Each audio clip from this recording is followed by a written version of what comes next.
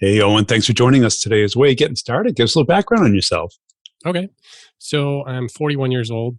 I've got 16 years experience in field sales, and that's mostly in the life sciences research segment. The first 12 years of that, I was a corporate rep. And then in 2017, I started an independent sales agency. And today, that agency represents 11 different manufacturers in various countries, and we sell to about 150 different customers here in the Northeast US.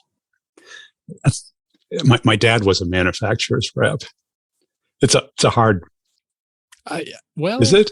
I mean, sales. Sales is hard, Sales right? is hard. That's Yeah. right. I think, you have sales and then on top of that, you have running your own business.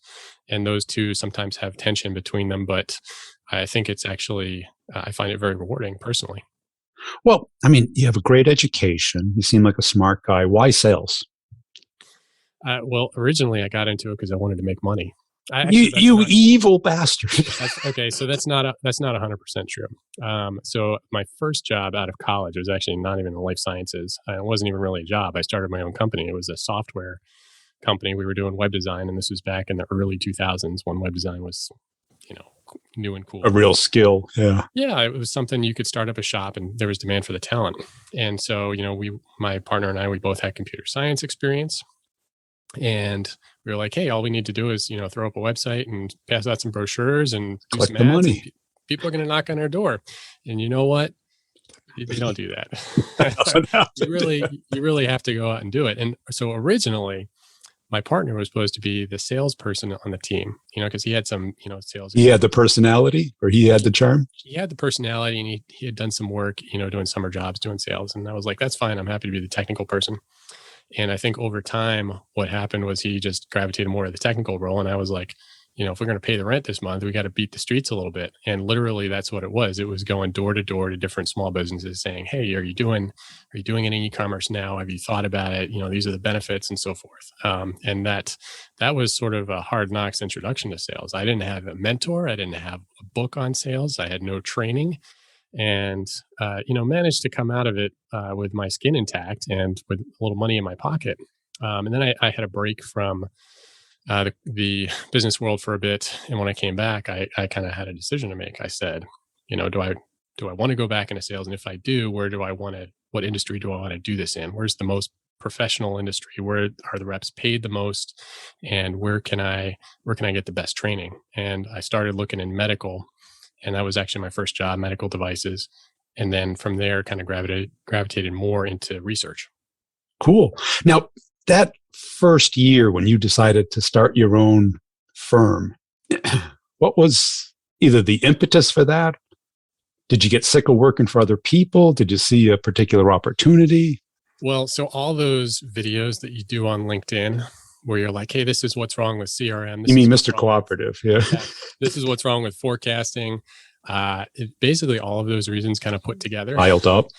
I think, and it's. I'm not being sarcastic here when I say this. Really, it was about, okay. I recognize there's some major inefficiencies here, and as somebody that I can sense my own talent, and I feel like that talent is being underutilized.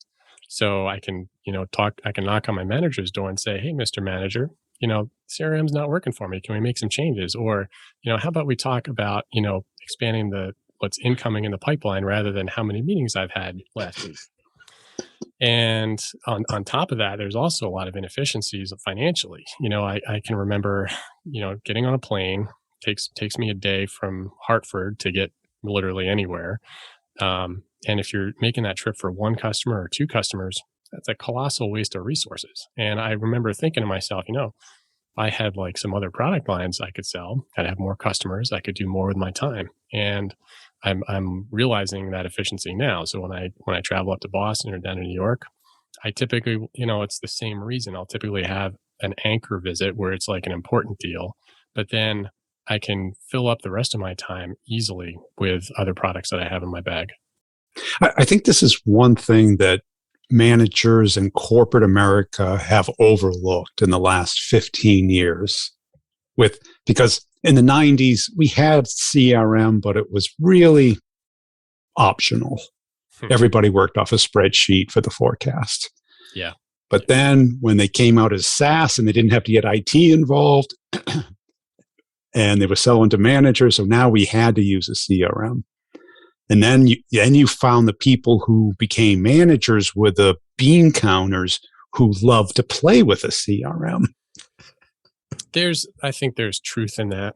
I think I've worked at 6 different companies in life sciences, and I think at every one of them, I could say the CRM, while technically functional, was functionally and business wise sort of broken in its implementation. Worthless. These companies are sold an idea, a concept by Salesforce.com, or now more HubSpot a little bit too, and I don't see any of them realizing that. And it's kind of shocking to me. And what happens is the CRM, you bring the CRM into your process and you're like, okay, we're going to adapt the CRM to our process. And that's sort of the ideal way to do it. But then what happens over time is it's like, well, we start drifting away from what our business process should be and what our customer relationships should be to what the CRM wants us to do, or is guiding us to do, or is setting us up to do. And now you have, of course, AI coming in. And I haven't experienced this, but I kind of cringe when I think of the AI popping up in a window and saying, "Hey, Owen, you should call these customers today." I mean, that the people who think that's the future of sales are good. And there are certain cases where the market is mature, the brand is known, there's repeat customers, it's operations. But we're on frontline selling, very different things. Yes. And that's, I think, something else that's not widely recognized is that within sales, you have different skills and abilities and preferences, right? You always have the reps that gravitate towards the account management. And that I recognize as a valid skill set. It's not one that I gravitate towards as much, but it takes effort to kind of, keep these customers in long-term relationships and, be able to cross-sell, upsell, do those things. But it's a totally different skill set to be able to beat the street and pick up the phone. Get a new account. Yeah. Exactly. That's a totally different skill set. And unfortunately, managers in my industry typically hire for all of that squeezed into one position. One person. Yeah. Now, how did you get the confidence to go out on your own? Because you get the bill, what I call the gilded cage of the base salary. So I kind of got kicked in the teeth. I got fired. So they made the choice for you? Well, that was the straw that broke the camel's back. And I had been kicking around the idea for a few years prior to that. And like you said, it was like, well, I got this nice paycheck coming in. I'm hitting all my goals. I'm either number one or close to number one on my team. Why would I leave that? I have it made. And the reason I kept coming back to the idea of going independent was, I was feeling unfulfilled and I was feeling a little bored and maybe a little bit burned out too. It felt like a little bit of a hamster wheel. And I can remember when this idea started, I was working for a company and they published, quarterly and annual goals for every rep, very standard practice, except they'd wait until the first quarter had passed to give you the goal for the year. And I'm like, first inning's over. Yeah. Right. How is this in any way fair? Like, I don't even know what my incentives are the whole first quarter. I'm just kind of, going on instinct and taking my best guess. And I swear, the thought crossed my mind, somebody in finance has got it in for me because they're, resetting the goalposts mid-game where my ball is moving. And I was like, oh, gosh, there's got to be a better way. And then, job after that, I was doing really well. And I got to say, in fairness, I was getting kind of bored and like personalities weren't clicking. And then they cashiered me, and I was like, okay, well, time to strike out on my own. Never been a better time. Yeah. And what was it like emotionally that first year? Mixed. I had a. Did you have a high burn rate or burn rate in terms of expenses? Oh, not so much as expenses. I was pretty careful with my budget, and once I got fired, I was like, we're going to jump into this. It was really like, party's over. I took like 5 days off. And then I was like, we got to get really serious. And put together a business plan, identified my gaps, went out and, did it. And so for, I think the initial period, I was kind of busy, like executing my plans.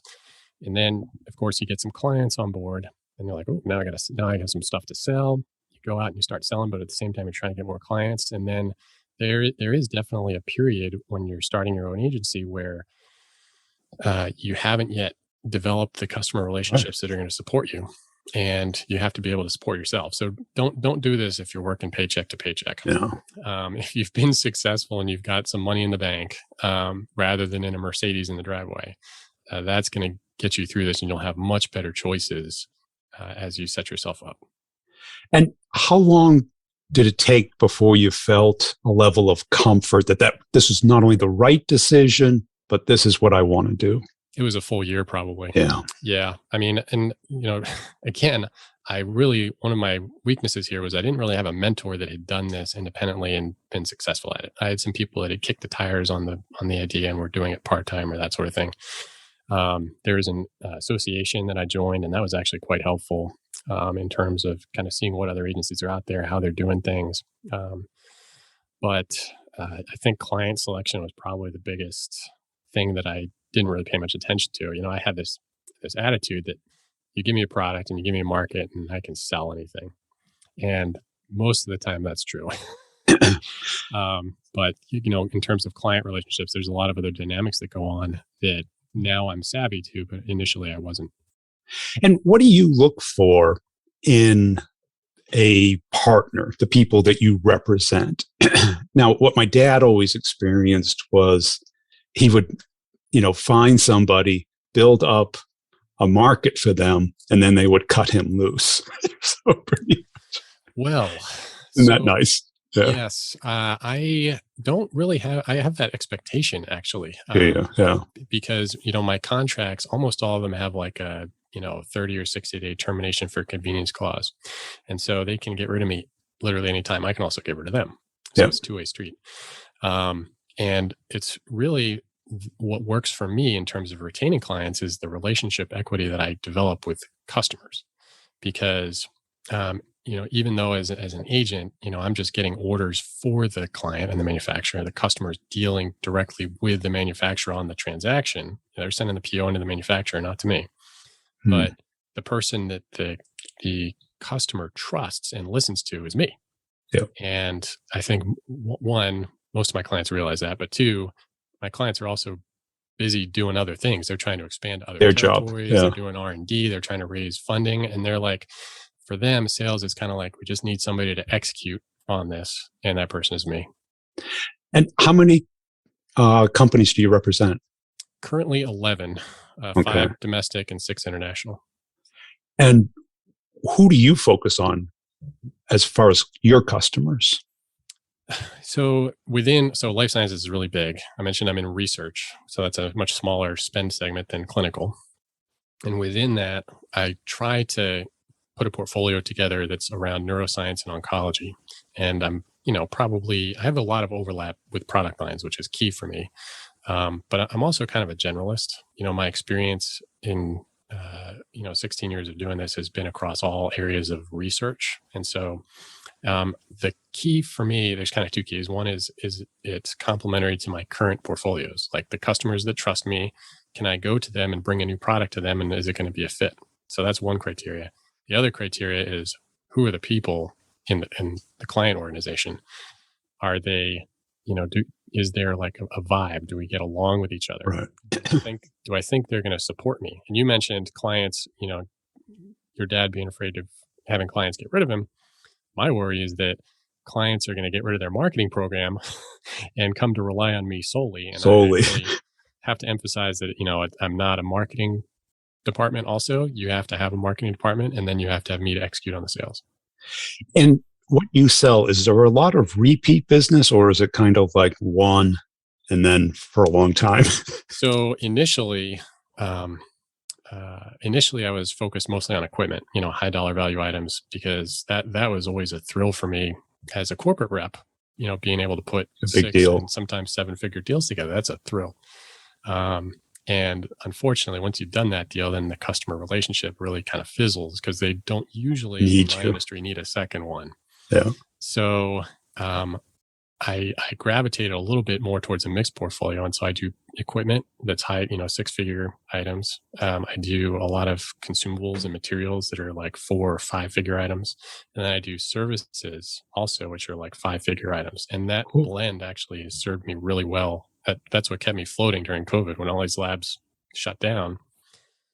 My equipment and consumables dropped in terms of my volume, but services went way up because all of a sudden these people can't get in their labs. They need to outsource, and they need service providers that can do that. And my clients are all young, scrappy companies. They're still at work. They can't afford to shut They down. can't go down. And services jumped in a huge way for me. And so that made me a firm believer in having a balanced portfolio. And how long did it take before you were making what you were making as an employee? Probably a couple years. It was, yeah. But it's also not a direct comparison because my lifestyle is a little different too. Like if you look at it on an hour by hour basis, I'd probably beat that in the first year. Really? In terms of the hours I had to put in to generate the dollars that I needed. And I was probably sort of underworking the first couple years in terms of sales, in terms of the hours I was putting in compared to what I'm doing now. Because I think for the first year I had like 4 or 5 product lines. Second year it jumped to 8, and we had a little bit of turnover. And now we're up to 11, and I have people working for me now too, so that helps. You do.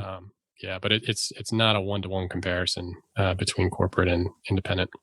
Right. And the tax advantages, and you own something now. Yes. And like last year, I have a $30,000 travel budget just for myself in normal times, pre-COVID times. COVID times, that dropped way off. So that comes right back to my bottom line. Yeah. And what do you think, what do you wish you did differently if you had to do this part all over again? Well, I think I probably would have tried to, the agency part, I would have tried to get things in motion before I left a job. That would have been nice, to have the paycheck from the corporation stop and then the next day really be able to kick in some contracts. And you could totally do this. You can, there's a lot of companies that I'd say it probably takes about 6, sometimes 9 months to get a client on board. And so you could easily go up to a company and say, hey, I'm a successful sales rep right now. I'm getting ready to start my own agency in 9 months. Can we get a contract together where I start in 9 months? And that's pretty good runway for them, pretty good runway for you. And you could do that and start with 4 product lines on day 1. That would be ideal. I think the second thing I would do is I would probably work a little harder to find a mentor. Within my industry, there's not a lot of independent reps, but there are in other industries, and Wow, they have typically a lot more gray hair than I do, and therefore, more experience. And I think probably picking out some ones that have been successful or that have a certain, style that fits mine and trying to develop them as mentors would have been very helpful. Yeah. And I think this is an option because I've had quite a few manufacturers reps on the show and in my courses because, once they go out on their own, you lose the brand name. So your network's easy to get a meeting with, but then you have to develop that skill outside of that. That's true. You have to pay attention to self-development, and that's both, like in terms of selling. And so, obviously, I use the podcast and other podcasts as a part of that tool set, but also conferences, books, things like that. And then, in terms of self-development, really, you got to challenge yourself to learn what you need to do. You can't let it go. In the corporate world, it's like, hey, you show up at the sales meeting once a year. You sit through the PowerPoints, and it's like, hey, we're all trained up, we're ready to go.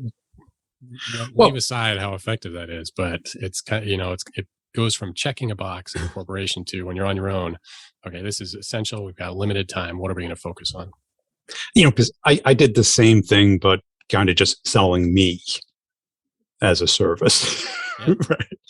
And, when you go through, a huge sales career, having a lot of success, but then all of a sudden you're on your own, and very few people know you. Right. And yes. I had never sold to this new market that I'm selling to. I always sold to a different market. Well, you may have found some pleasant surprises in doing so. And I think part of it is, your personal branding, right?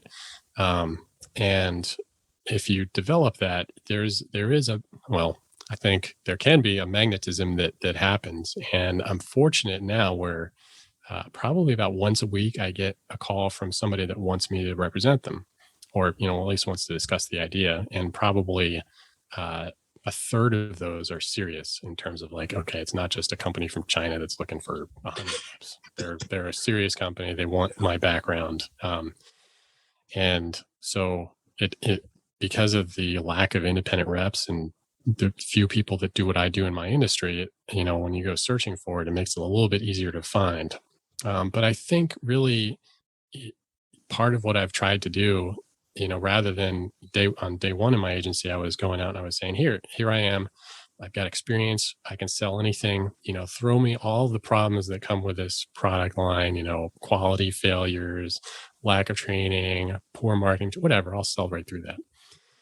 And now, now it's a little different. I have more choice and I have more options, and people kind of come to me looking for a particular fit. And I am also upfront with people, and I tell them this is how I want to work. And if you don't want to work with me this way, I can refer you to other people. It's no skin off my back, really. I don't take it personally, but you have to recognize that not everybody out there is going to be your prom date.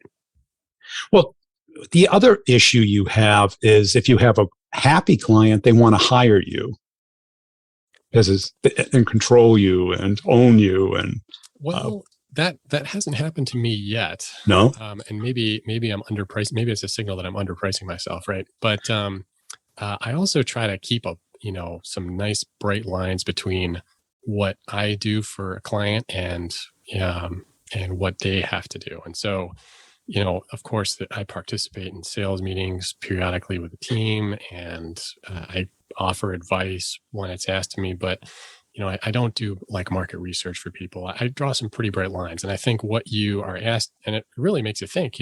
As a salesperson, how much of your time is spent doing internal non-sales activities? And it's a significant amount. it's more. And Some say it's more than half. right, and I say I'm happy to do those activities, but we're going to have a separate fee for that. Yeah. So, one example would be trade shows. So I don't stand in trade show booths for my clients. That's their job, their expense budget, their time. I go to the same trade shows, but I spend my time at the trade shows trying to meet and network with other people. I have prearranged meetings. I'll get prospective customers to visit my client's booth where I will show up also, but I'm not going to stand in a booth for 8 hours a day for 3 days straight on my own dime. Now, what would you say to you back before you started the agents? How many years has it been now? So I've 4. been an agent for 4 years now. Yeah. Now, you were solid rep. Clearly, you could never be successful as an agency if you weren't a great rep. That's true. No way. Because you got a double-sided sell now. You've got clients and you've got That's suppliers. Right. You're in the middle. What advice would you have had for you 4 years ago? I would probably advise myself to be even more aggressive. Yeah. I think I was worried in the beginning about being too aggressive and too bold. And again, like I said, there's not a lot of people doing this in my industry. And so I don't have, there's not like 100 other people I could point to that have done the same thing before me. I'm kind of blazing a trail for myself here. I would have told myself to be more bold. I had some ideas and some goals about what I wanted to accomplish, but I think I would be much more specific about that and have less fear that I wouldn't fit. The first clients I took were the first ones that would talk to me and sign my contract. Yep. And I thought that was great. Hey, I'm a success because I'm signing clients. I got products in the bag, and now I'm hitting the street to represent. But I think they probably would advise myself to be even more bold, define exactly what I want to do, the niche in which I want to operate, and stick to that. And how much of your time is kind of one-to-one communication, kind of old school email, phone calls, meetings, versus building a brand?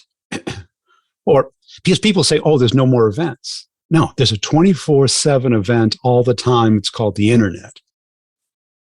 Yeah. So the answer is not enough working on the business, because it's the E-Myth book, right? You're either working in the business or you're working on the business. And as a business owner, the coaching is always, hey, you should be working on the business and hire other people to work in the business.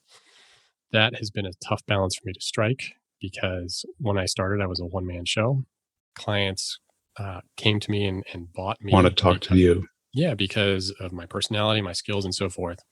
And so I've had to kind of slowly transition away from that, bring in uh, people of my own to sell under me as a team, not independently, but as a team, and then give myself more time to work on the business. And it's hard because at my core I'm a salesperson, and when a customer comes to me or when I see a customer that's a fit, I'm like, I really want to go after that. And I can't is pull your myself away. is your market active on either social or some channel on the internet? Yes. Um, yes and no. So I think I contrast it with an industry like software where people are more active in social and especially places like Twitter. My industry, there's a group that's more active on social, and we've started to pay more attention to that as a channel. Probably could be doing a better job of it. We have some initiatives and ideas, but it's literally, scientists they're not a homogeneous bunch. There are some that are, outgoing and they appreciate the social, and it is a really important channel. That's how I find out about most of the like cutting research that's being published is it's on Twitter. It gets pushed there, and I'm already following the author because they're, a key person.